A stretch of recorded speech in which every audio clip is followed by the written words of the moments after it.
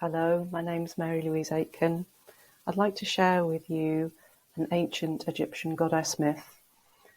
It's about the goddess Tefnut, and it's called the Eye of the Sun.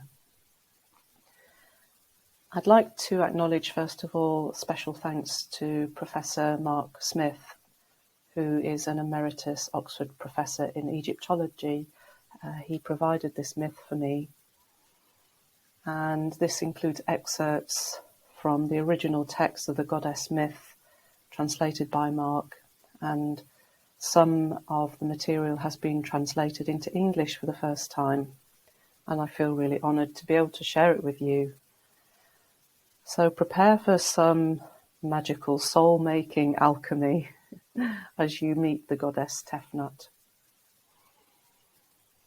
The return of the goddess is an ancient Egyptian narrative which relates how a goddess who had abandoned Egypt and settled in the land of Kush, modern-day Sudan, was persuaded to return home.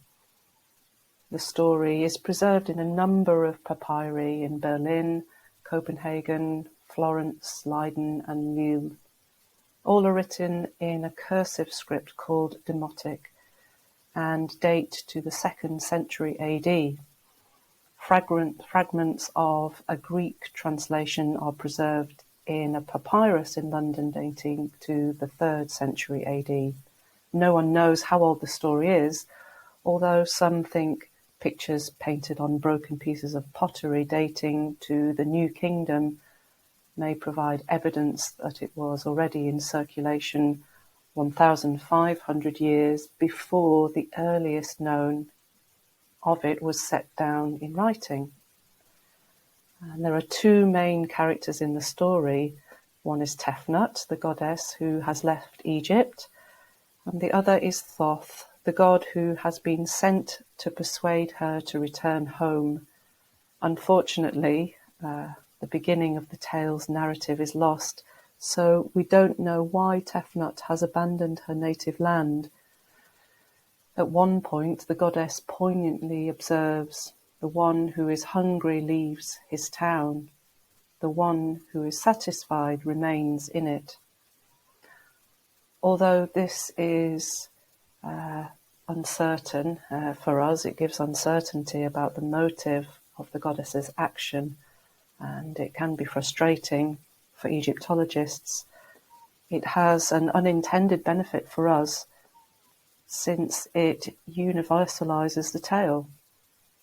The main character is someone who finds herself far from home for whatever reason, a situation which many have experienced.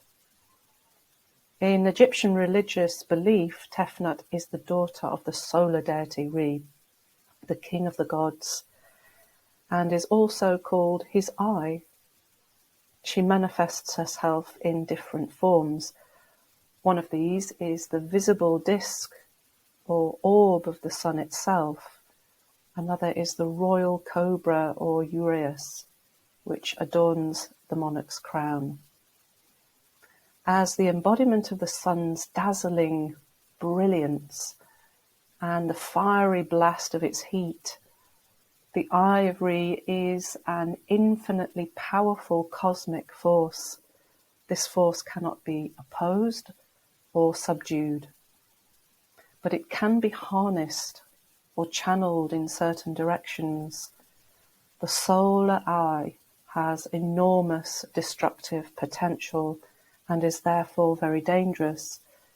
Its deadly power can be directed against the enemies of the sun god, and consequently it serves as one of the chief protectors of that deity, annihilating his foes with its fiery blast. But the same force can be channeled in positive directions as well, manifesting itself, for instance, in the form of gentleness, nurturing, or erotic energy. Consequently, Tefnut has a double nature, one dangerous and destructive, the other benevolent and gentle. These two aspects are sometimes characterized as two separate deities, each being given a distinct name, although in reality they are complementary parts of a single divine entity. Thoth has an important connection with the sun god as well. He's sometimes described as the heart or tongue of Re, through whom his thoughts and plans are expressed and given concrete form. As such, he's sometimes said to be the firstborn of the solar deity. Thoth is also a god of the moon, who acts as the deputy of Re at night when the sun goes beneath the horizon. In addition, he functions as a messenger. So he is well suited to travel to Kush in this capacity to persuade Tefnut to return to Egypt. Finally, he is Lord of the gods' words, otherwise known as writing, who acts as scribe for the other deities and is renowned for his wisdom and verbal faculty. It's interesting to note that Tefnut, like Thoth, may have lunar as well as solar aspects. One Egyptian text says that she and her brother Shu are the left and right eyes of the supreme deity.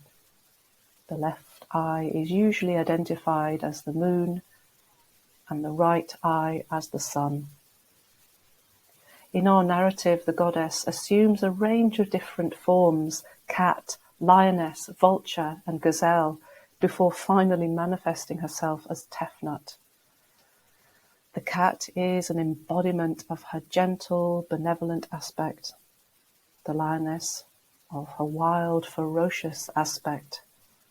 The text links her feline form with her solar aspect by explaining the cat is also the eye, which is the uraeus.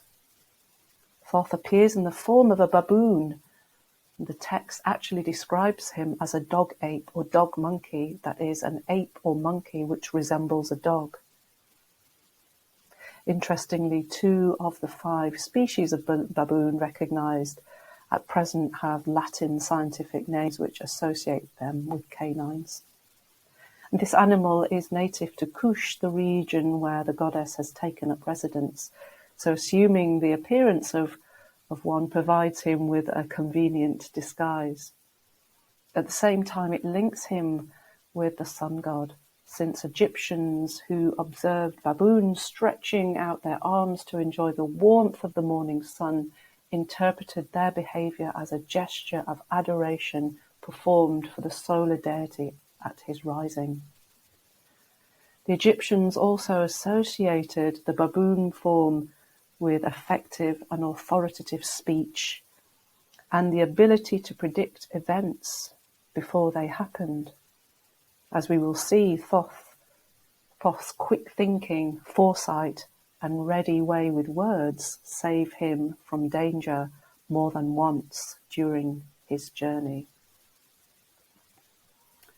Tune in soon for part 2.